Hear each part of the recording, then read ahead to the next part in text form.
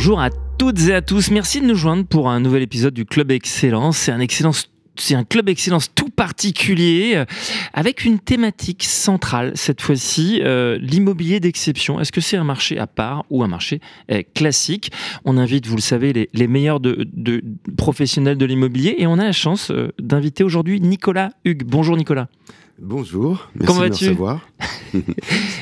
Ça va très bien, merci beaucoup. Je sais que tu as pris le vélo pour nous rejoindre, donc je sais que tu es en dynamique. Oui. Voilà, et je sais que tu as un très beau concept à nous présenter, Real Estate as Fine Art. J'essaye de le prononcer correctement. L'immobilier d'exception comparé au monde de collection. J'ai voulu t'inviter parce que tu as une façon toute particulière, voilà, d'aborder ce marché de l'exception, du prestige. Comment tu pourrais effectivement nous expliquer d'où est venue cette idée-là ? Alors, c'est pas une idée qui m'est venue, c'était une suite logique de mon parcours. Dans la mesure où j'ai grandi en Suisse, toute ma famille est là-bas, et je suis arrivé à Paris pour finir mes études d'histoire de l'art. Et c'est à Paris, à l'école du Louvre et à la Sorbonne, que j'ai fini mes études d'histoire de l'art. Et on était juste après la Deuxième Guerre du Golfe. Le marché de l'art était très déprimé, j'avais de la peine à trouver un emploi auprès d'un commissaire-priseur, ou j'avais très envie de travailler dans le marché de l'art.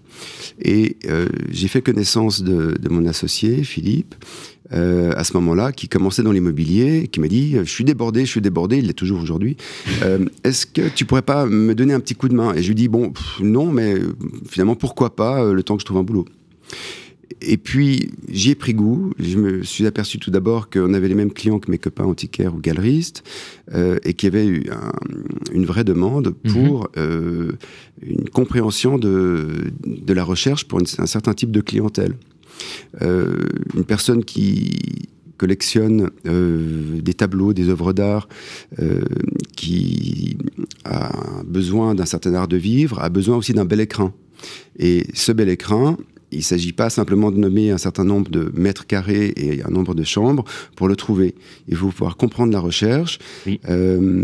Et il y a des choses qui vont au-delà de la superficie et du nombre de chambres, oui, qu'il faut comprendre et accompagner le client là-dessus. Et dès le début, je me suis aperçu que les gens me disaient « Ah, mais vous, au moins, vous comprenez ce que je cherche ». Et c'est à partir de là que voilà, je me suis destiné à ce domaine. En fait, c'est presque une évidence, mais parfois on se demande est-ce qu'on va pas trop loin. Mais effectivement, l'immobilier comme une œuvre d'art, et oui, finalement.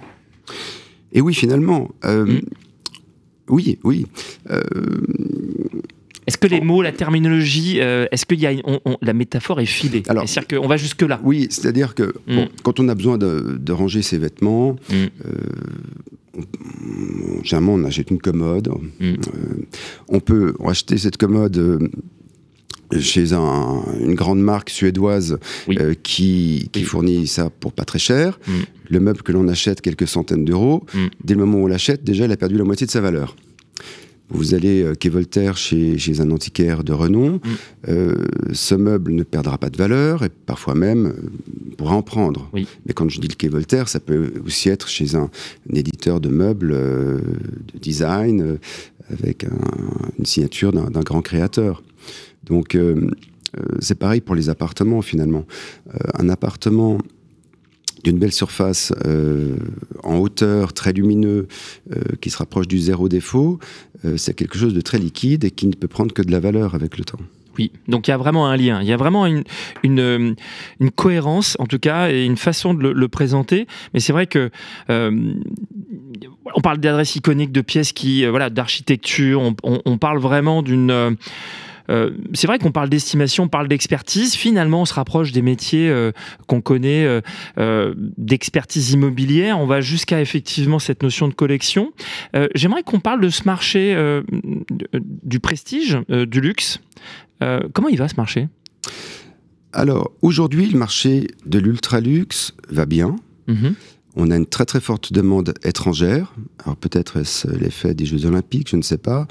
Beaucoup de clients étrangers, américains, mais aussi taïwanais, chinois, dubaïotes, brésiliens, qui sont plus les mêmes clients que nous avions il y a 20 ans ou 30 ans. Mhm.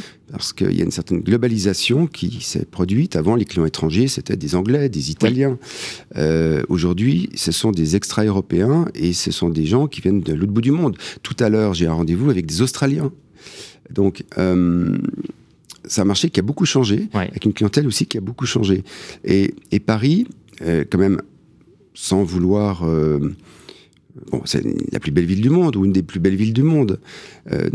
Non pas parce que j'y travaille, que j'y habite, mais c'est la réalité. Alors, il y a aussi Venise, il y a d'autres villes qui sont très belles, mais Paris, c'est une ville qui vit avec un monde des affaires, avec une multitude de petits villages qui se côtoient, avec 1000 façons de vivre Paris. Oui. Et c'est une ville absolument extraordinaire. Alors on l'oublie parce qu'on y habite et qu'on est tellement habitué que tout cela paraît normal. Mais pas pour l'étranger. Voilà, pas pour ceux aller aux qui États-Unis ou dans la Pampa ou même dans des villes, ces grosses mégapoles chinoises, vous ne trouverez jamais cet art de vivre et cette qualité de vie qu'on a à Paris.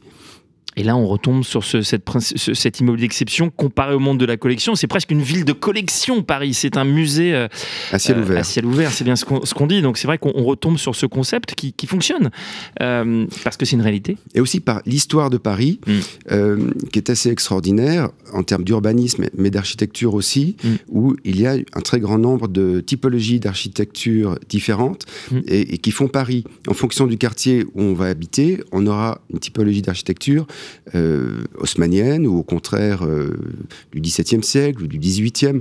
Et vous me dites, vous habitez dans tel quartier, je pourrais vous dire, voilà, vous avez certainement un immeuble de telle période qui se compose de telle division, avec telle hauteur sous plafond, etc.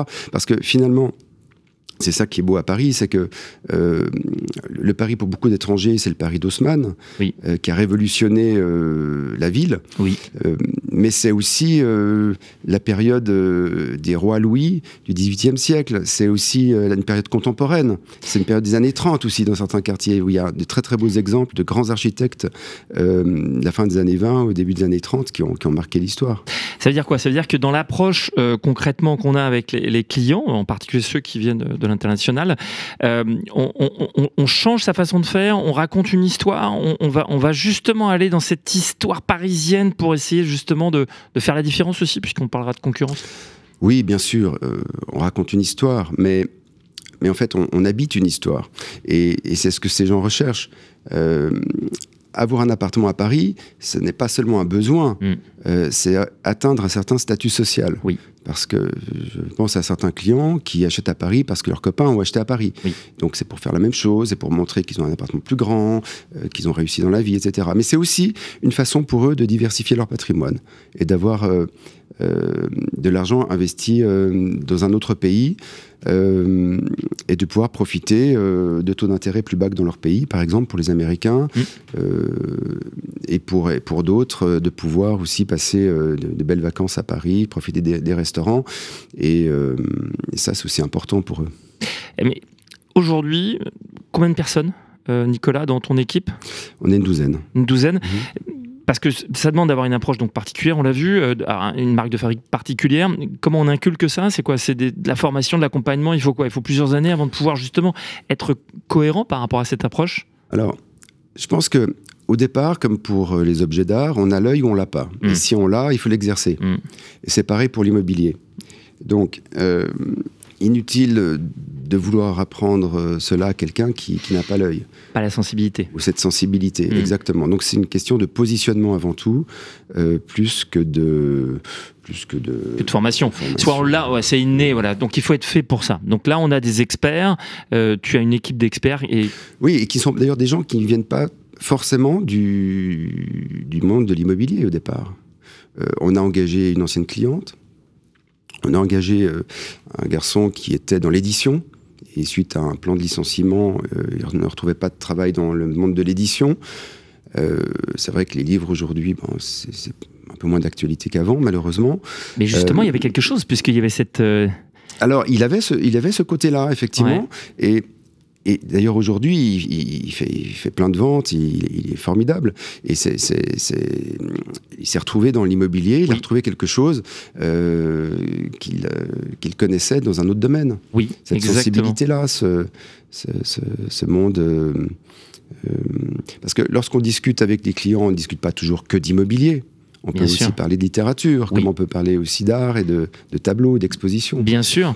Et donc, c'est vraiment ça la manière, effectivement, de s'affirmer, ou en tout cas de se montrer sur ce marché. Est-ce qu'on parle quelques instants est-ce qu'on parle de Paris? Est-ce qu'on reste à Paris? Ou est-ce qu'il y a une ambition d'aller porter ce message Alors depuis quelques temps maintenant, nous commençons à avoir aussi des propriétés en dehors de Paris, et même en dehors de l'Île-de-France, puisque actuellement on a un très beau palais à Saint-Jean-de-Luz. On a qui est le palais où s'est marié Louis XIV avec l'infante d'Espagne. Il y a beaucoup d'histoires à un raconter, endroit extrêmement historique, qui est extraordinaire. On a une maison à Aix qui s'est trouvée à côté du Château Noir où Cézanne avait son atelier. Et une maison qui a été peinte par Cézanne. On a le tableau, on a retrouvé le tableau qui est à Saint-Pétersbourg, à l'Ermitage. Et là aussi, c'est une histoire. Bien sûr. On a des maisons en Camargue, on a des châteaux également, des très belles propriétés. Mais il faut toujours qu'il y ait une histoire à raconter, qu'il y ait quelque chose.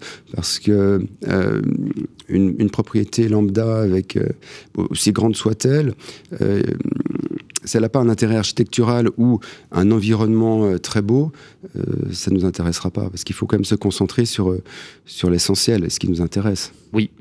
Quels conseils on pourrait donner aux nouvelles générations d'agents? Parce que là, vraiment, on a vraiment une marque de fabrique, une façon de faire qui est différente. Qu'est-ce qu'on pourrait donner comme conseil à ceux qui veulent se lancer dans ce beau métier d'agent immobilier avec des spécialités et inscrire leur métier dans la durée? Qu'est-ce qu'on pourrait leur dire? Alors, je dirais tout d'abord qu'il faut sortir des sentiers battus.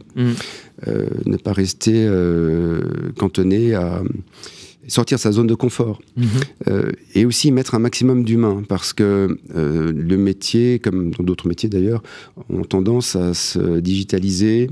Il y a l'IA maintenant, dont on parle beaucoup, mais tout ça manque un peu d'humain, et l'humain dans ce métier, et surtout dans l'ultraluxe, est primordial. C'est un rapport personnel, c'est pas juste voilà, vous cherchez 500 mètres carrés, je vous donne 500 mètres carrés. Non, c'est pas ça. Ça va au-delà. Donc c'est quoi? C'est peut-être réhabiliter ce marché, ou en tout cas aller plus loin, leur donner envie de... Est-ce qu'on est... On parlait tout à l'heure d'un marché de l'immobilier classique qui est de répondre à un besoin. Voilà, on a besoin de se loger en France, très bien. Là, on se considère que ce marché est vraiment différent, dans le sens où on va, un peu comme à la manière d'une œuvre d'art, collectionner cette œuvre d'art, et donc on va devoir peut-être découvrir, apprendre des choses, redonner envie peut-être? Oui, bien sûr. Et puis, il faut aussi savoir, parce que souvent on pense, quand on parle d'ultraluxe ou d'immobilier d'ultraluxe, on imagine toujours des très grandes choses avec un certain luxe. Et en fait, pas forcément. C'est pas qu'une question de prix. C'est pas qu'une question de prix, c'est pas qu'une question de superficie. C'est plus une question de vue, de choses inquantifiables. Ça peut être l'histoire, ça peut être des boiseries ou des plafonds peints. Ça se calcule pas en mètres carrés, tout ça. Merci beaucoup, Nicolas, d'avoir été avec nous pour nous parler de l'immobilier d'exception comme une œuvre d'art. C'était un vrai plaisir. Je vous dis à très bientôt pour un nouvel épisode du Club Excellence. Merci beaucoup.